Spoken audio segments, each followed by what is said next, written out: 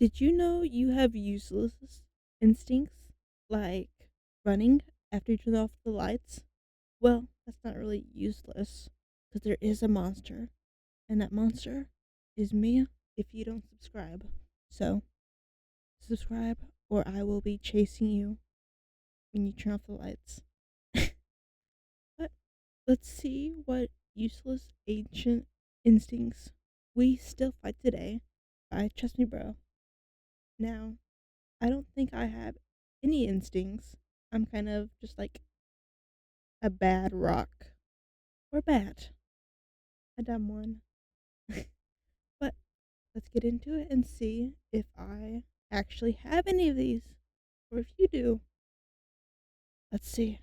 Useless ancient instincts we all still have. Right. As much as we like to believe that as a species we are civilized and No, we aren't. technologically advanced, No. in reality, a lot of modern day society and our day-to-day life We are is very still dumb. heavily influenced and, quite honestly, controlled by primal instincts, Wow. deeply ingrained in our brains over hundreds of thousands of years of human development. Yeah. But in this video, we're going to discuss examples of primal instincts that were helpful at the time that today are quite useless or in some cases making our tailbone. lives harder. Yeah. Let's get started. I would guarantee that most people watching this video, if not everybody watching this video, enjoys a sweet treat. And Yeah. while some of us enjoy a sweet treat guilt-free, some of us also feel bad that we quite often crave such sugary things that we know aren't good for us. But the reason most of us crave such sugary and sweet foods and drinks was at one point in time crucial for our survival. During the ancient prehistoric days of I humanity, need to food live on was a this luxury right. and likely the most valuable currency. And it's for that Yeah. reason that humans were really eating anything and everything they could get their hands on. But not all foods are built the same. Eating bugs and leaves is cool, but nothing quite hits the spot to a caveman like something extremely sweet or something extremely fatty. And the reason for this is simple. Sugar specifically is extremely valuable to the body because it gives your body a quick boost of energy, something that many foods aren't able to provide. And because of this, your body responded extremely positive to this food source It that sure was able to does. give you such a quick hit of energy. Unless Even if it's your milk, body wasn't in and then dire I need feel of like energy shit. at the time, your body is able to store that excess energy in the form of fat, meaning that at any time, at any place, if there was anything sweet around, your body knew to consume it there and then. And at the Yeah. time, this could have meant life or death. Now, unfortunately, the stakes today are not nearly as high. And I would say that most I would people, if not disagree. everybody watching this video, does not struggle with food scarcity either at all or definitely not to the extent that cavemen If I don't eat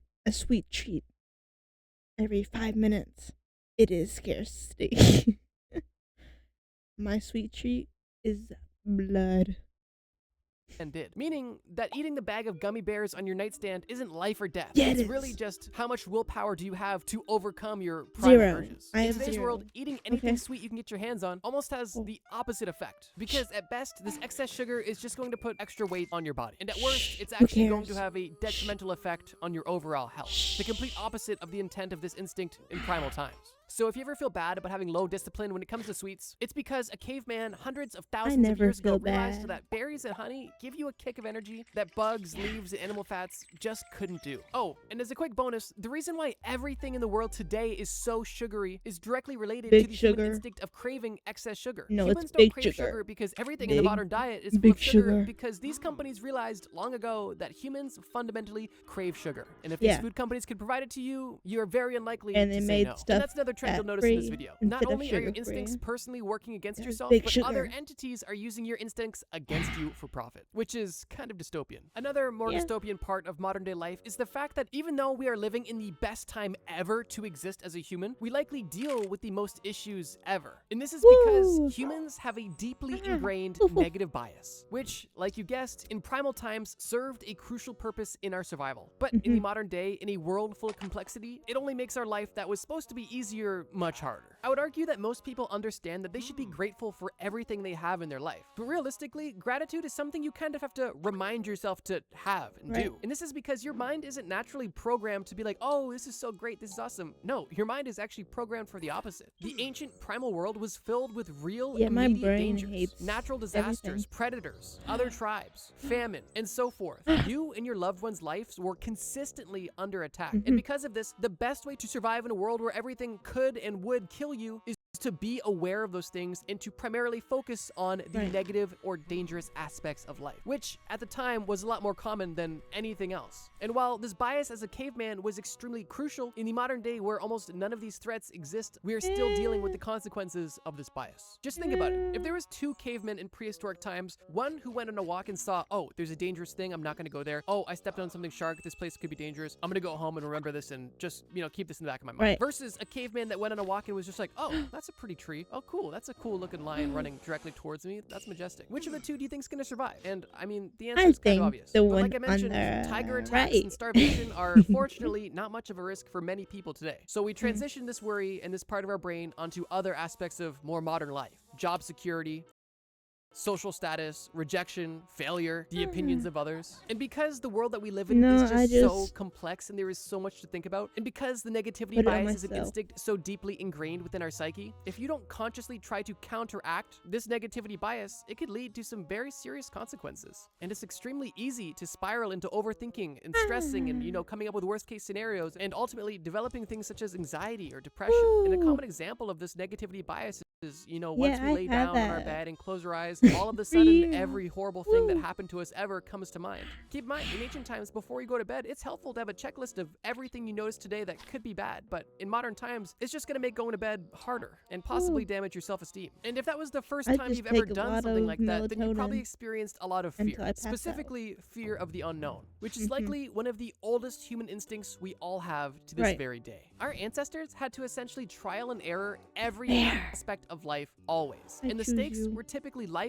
or death. And because of this, the best way to mitigate as much risk as possible was to simply stick with what you know and avoid what you didn't know, which led to the development of the fear of the unknown. During ancient times, exploring a place that was dark and you couldn't quite see, encountering an animal that you were unfamiliar with, or even seeing weather that you haven't quite seen before, all could very well lead to the death of you and anybody around you. Meaning that the best way to stay alive was to avoid and fear any of these things you were unfamiliar with. And this instinct is still around to this very day. But once again, in modern times, this instinct isn't helpful and is often counterproductive. And while I would definitely say that there is an argument for the fear of the unknown being helpful today, there is still places where it isn't helpful. Specifically when it comes to exploring opportunities that could ultimately be beneficial. Like, let's say, starting a new relationship, trying a new food, going to a new city, moving, meeting new people. In the modern day, when things are so safe and so civilized, there are so many amazing opportunities to come out of exploring the unknown and seeking discomfort and truly trying to overcome this instinct. But the reality is just that. This is an instinct that has to be overcome to experience these things. And because of this, there is a saying that I think is rather accurate, is that most people would rather experience a familiar hell than an unknown heaven. And it's interesting because even though in that hypothetical that the unknown situation would be objectively better, because it's unknown, it's still scarier than dealing with something objectively worse that you're at least familiar with.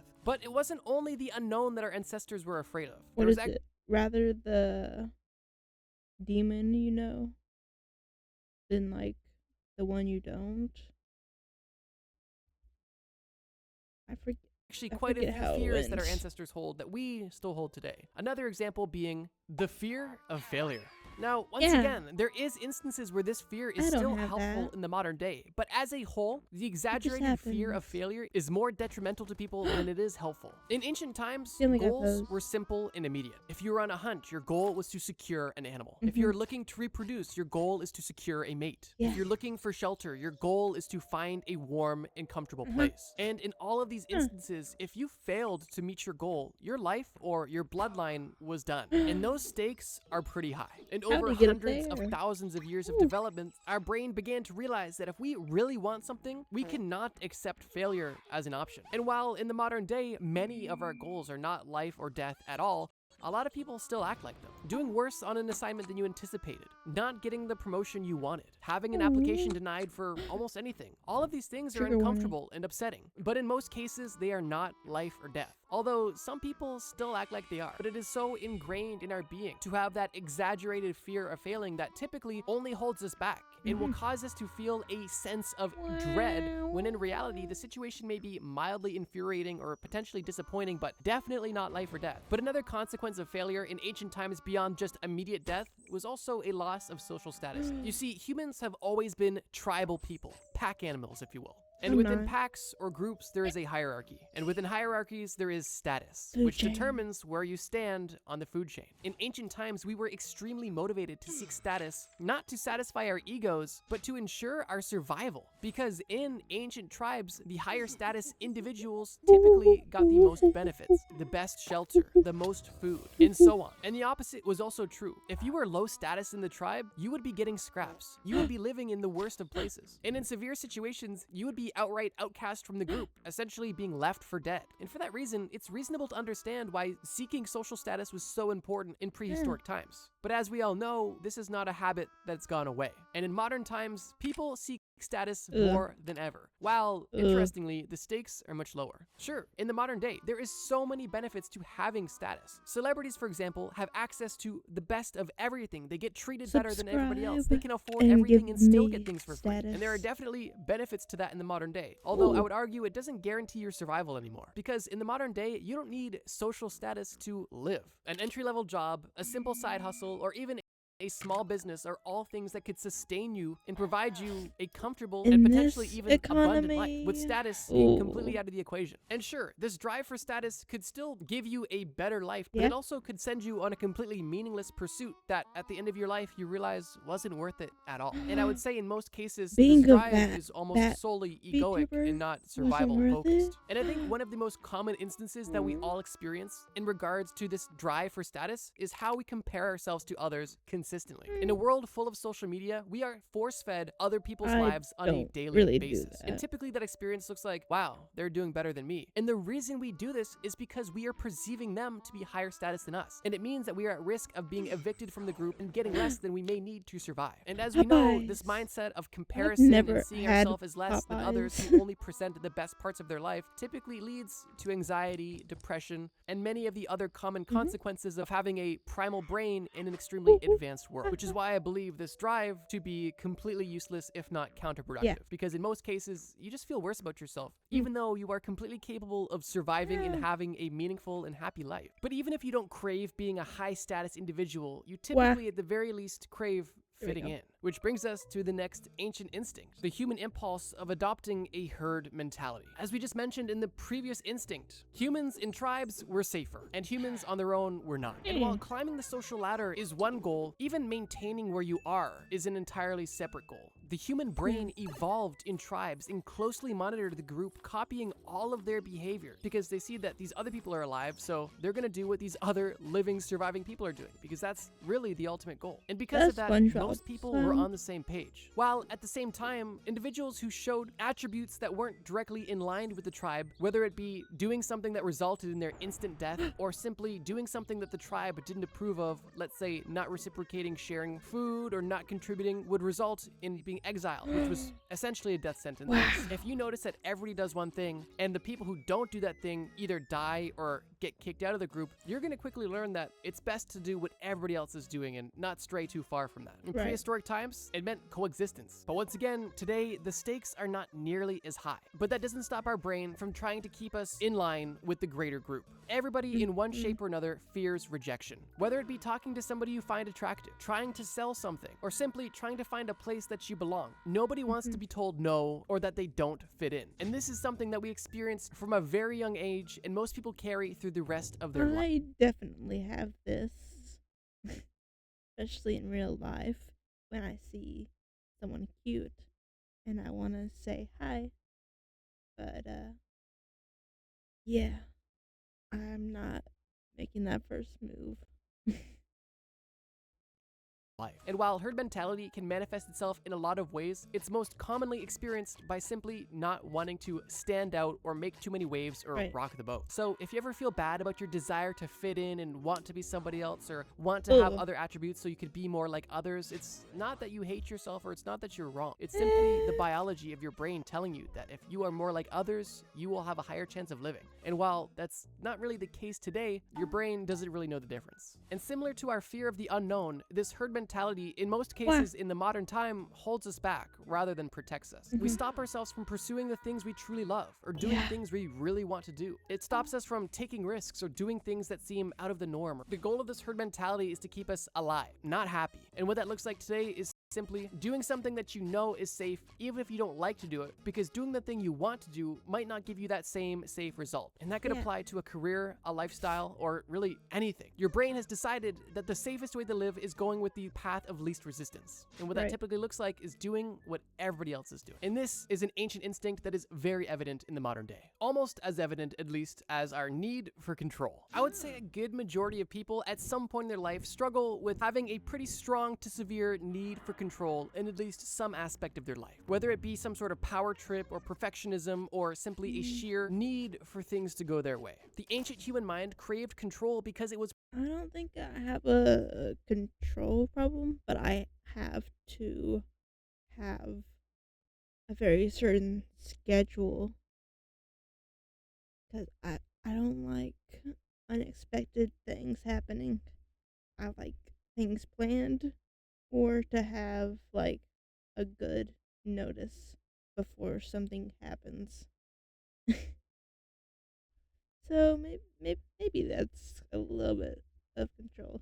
predictable, and it craved that simplicity and predictability, and how that manifested was learning to seek order and trying to create a routine in a world that was completely unpredictable, but somehow simultaneously seasonal and cyclical. And how this looked in ancient times was using this need for this control to establish routines that allowed life to exist, following migration patterns of animals that would sustain your tribe's life, understanding the seasons and following weather patterns and predicting what happens when you saw a certain cloud, controlling the amount of wood you put on your fire to ensure it never went out. All of these actions are rooted in a desire for routine, order, and ultimately control. Right. But in the modern day, this need for control has manifested rather differently. And the biggest way that our need for control hinders us in the modern day is by people trying to control factors that are out of their control. And this need that people feel that ultimately leads them to mind have red lights. extreme stress and anxiety about certain situations. In ancient times, the only thing we could control was our actions, and our need for control was based in our actionable pursuit of living. But in the modern day, with infinite information at our fingertips in a world that is more complex than our brain could ever perceive, this need for control oversteps its usefulness and becomes a hindrance, whether it be just being socially unlikable because you are too bossy, or being unable to enjoy something because it is not to your exact liking, or spending your free time worrying about something that you have no control over simply because you desire it going a certain way. And these negative feelings associated with feeling out of control leads to a negative spiral. Urban Because if you feel out of Studio. control, you feel weak, you feel less. And it's Aw. through these negative emotions that our brain develops pattern recognition. So it knows exactly what to avoid, so it cannot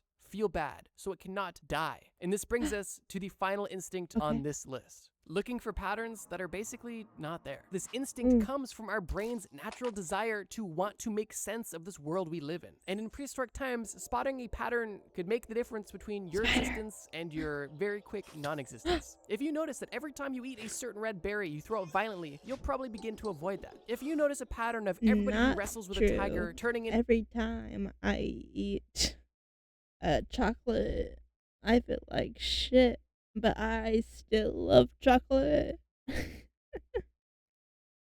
And I also feel sick every time I eat chips, but I still eat them because yummy on my tongue is better than yummy in my tummy.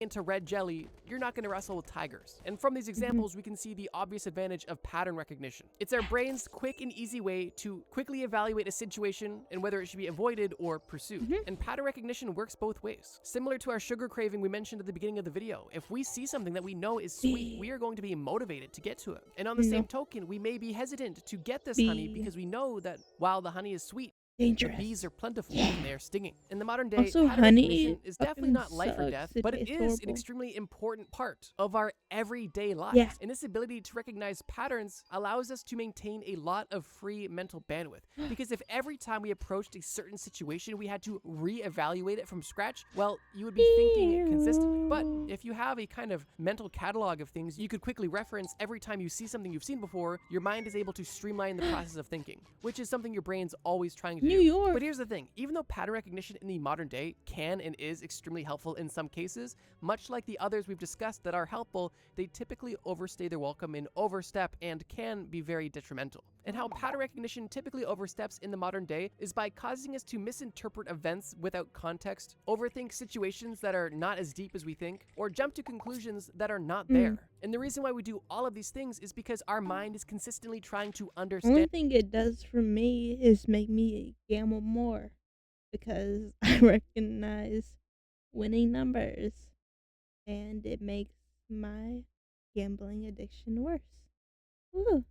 Things. So if we have a little bit of context around something, our brain is going to try as hard as possible to try to categorize the Yeah. unknown with something we know, which is most often seen when people are generalizing things, whether it be about ideas or even people. Our brain wants to seek a pattern so it can reassure itself it knows what's going on here. In ancient times, if you saw an animal with pointy teeth, Vtuber you didn't need bats any more are context super about it. cool. But in modern times, you can see a person with tattoos and go, wow, Ooh. this is a bad, scary person, I'm going to avoid them. When in reality, the Am fact that I somebody may bad or may not have and tattoos scary? means absolutely nothing about their character and who this person may be. But our ancient brain that we possess wants to keep us safe and wants to generalize as But much as possible my to quickly process information tattoos and to conserve as much energy as possible. super And that wasn't a knock cool. at people with tattoos. I have tattoos myself. They're just under my red shirt. But it's an old-timey stereotype Mine's that I thought would above make my sense. green And by this shirt. point of the video, you've probably already begun to recognize some patterns yourself. One pattern is that all of the entries on this list are actually intertwined and typically work off of each other to help your brain do its best to understand things quickly and survive. But another pattern I want to suggest is that our brain is just doing the best it can. It's obvious that our brain has evolved to be as beneficial as possible, and our brain has done an extremely good job of developing an operating system that is optimized to keep us alive in the prehistoric world. However, while we have had a brain that has had hundreds and thousands of years to develop to a certain style of life, over the last few thousand years, our civilization has developed rapidly at a pace that our brain is simply not able to catch up to, which has landed us in the situation that we are in now. We are living in an extremely advanced society using powerful hardware that have a outdated operating system, and we're just trying to make it all work. But the bright side is this: while our brain still has instincts within it that are no longer helpful and sometimes hurtful to us, we still have the power and ability to overcome these ancient instincts. With awareness, focus, and intention, you can consciously make an effort to begin to personally reprogram your brain to be more suited to live in the modern day. And these are things that we've already began to do, whether it be consciously or unconsciously. And at the end of the day, our brain is our friend, and our instincts are trying their best to keep us alive. The world we live in is just a little bit different than what our brain is used to. So we've got to kind of update the software on our own, but that's kind of just part of the journey. So if you've been struggling with any of these things that I've talked about in this video, whether it be a craving for sugar, trying to fit in, feeling bad about other people being higher status than you, or craving control, realize that you're not broken and you're not wrong. You're simply experiencing the ancient programming that your brain has developed over hundreds of thousands of years of existence. But understand that this doesn't define you and that you can have a conscious impact on how your brain operates moving forward with enough intention and effort.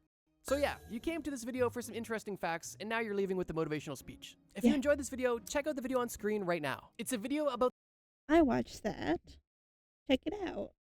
Yeah, it was nice and depressing. But oh, do you have these instincts? I guess I have a few, but comment down below.